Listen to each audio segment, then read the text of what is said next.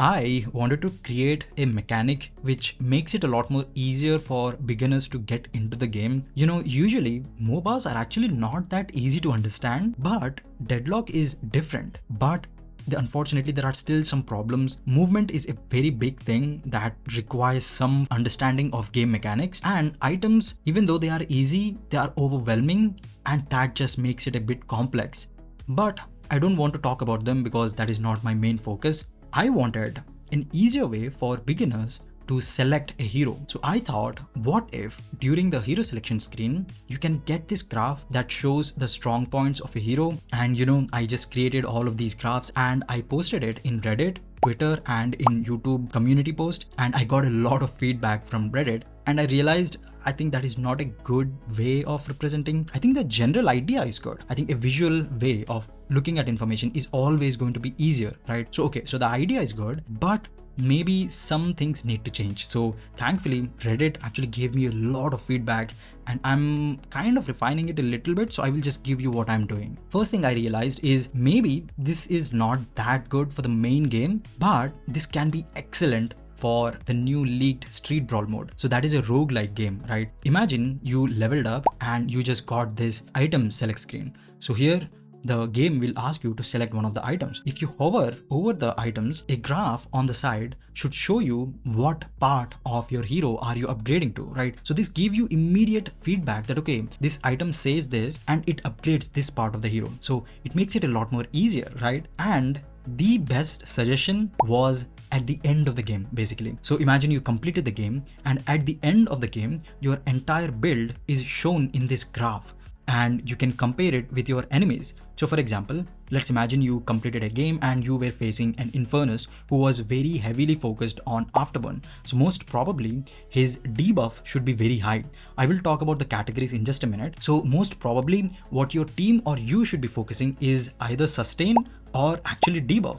Now there are multiple different ways to counter heroes, right? So for example, for that same Infernus, you can actually counter him by either buying debuff remover or just simply debuff reducer, or you can buy spirit shielding or any other item that gives you sustain, or you can just do the opposite and just build a debuff. Basically a disarm or a silence type of item is actually going to work as well, right? Like there are multiple different ways to counter, but a visual representation will make it a lot more easier for you to correlate. Like, okay, if this guy builds debuff, I can either go sustain or I can do that. And it's a lot more easier to like categorize things, right? So that's my main thing. Like that's my main focus for going with this graph. And I think for that purpose, this is very, very cool. Now let's actually talk about categories. Like how do I select the categories? The first and great suggestion from Reddit was Valve is not going to update often once the foundation is finished.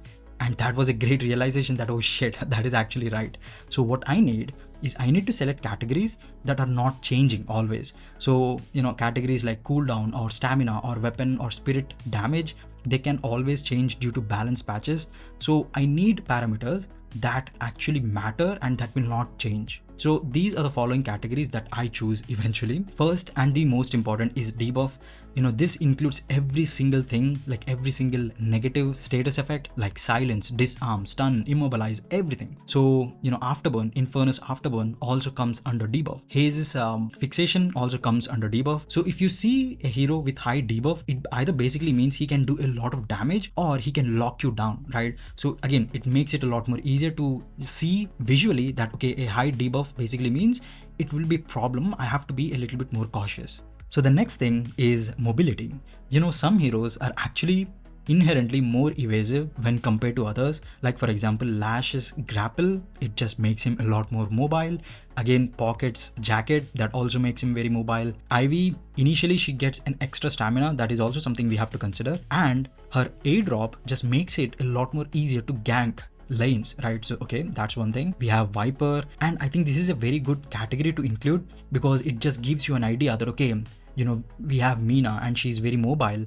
Maybe it's good to buy lockdown type, like knockdown type of items. So I think this is also a very good category. The third is support. Now I am still, I'm just working this out and I don't think this needs to exist. I'm thinking of combining this with either sustain or utility. But I don't know. I don't think this is actually that necessary. So yeah, this is still work in progress. Fourth is sustain. Previously I named it defense, and before that I named it vitality, but I think sustain is a very good word because of buffs like health regeneration or lifesteal. So this actually makes a lot of sense, right? Like sustain makes a lot of more sense than defense or vitality. But there are heroes that actually have very good sustain abilities. For example, Ivy has surprisingly a very good barrier. Like once you use her ultimate, she actually gains pretty decent amount of barrier, and that gives her good amount of sustain. Similarly, Viper, again, whenever you're slithering, she gets barrier, and again, that gives her sustain. So I think sustain is also a very good category to consider, right? And last but not least is utility. I think this is one of the most important category. Abilities like Bebop's hook, Doorman's doors, of course, Drifter's eternal light, and a lot of other utility based abilities. These type of abilities, they actually don't do damage, but they either provide an absolutely massive amount of map control or they pressure the enemies, right? So they just give you a lot of advantage. Even though they actually don't do a lot of damage, I think they are also very important. And it is very clear, right? Like utility type of abilities actually requires a lot of team synergy, right? So for example, Doorman's door are actually used to complete the urn, right? So it makes it so much harder for enemies to actually counter the urn. The doors actually just makes it a lot harder, right? Like it's very punishing. And again, I think utility is also very, very important. So it makes it a lot more easier for a beginner to understand that, okay, a high utility basically means it requires either a lot of good synergy, team synergy, or it requires a lot of mastery. I think Viper is a very high utility type of hero. So I think this is also very, very important category. So yeah, these are all the categories that I considered. But yeah, if you think you can actually add any feedback, then please tell me about it. If you think I need to change something also, again, anything that you can add to this idea, then please tell me about it. I know this might not be that good, but I see some potential to it. I think there is actually a huge benefit of having all of this complex information just being blurred with this visual information, right? Like I'm not saying, we are making it easier or simplifying things, but I'm just saying that we are converting one form of information to other form, right? And I think graphs are very good. And I also do know that at the end of every game, we get a huge graph, but I think a bar graph, out of all the graphs that I have seen, I think radar graphs are actually a lot more addicting when compared to bar graphs, right? Again, if you think this idea is not that good, or if you have any good suggestion, then please tell me. I will definitely try to make it decent enough to actually submit it in forums and see where this actually goes. But if you have any ideas, then please tell me. Or if you have your own ideas, that can also be very good. Just share it and we can see where it goes, right? So yeah, I'm very much excited about Deadlock. And yeah, that's it. I hope you enjoyed this video. If you did, then please consider liking and subscribing. I hope to see you in my next video. Take care of your health, sleep well, and bye-bye.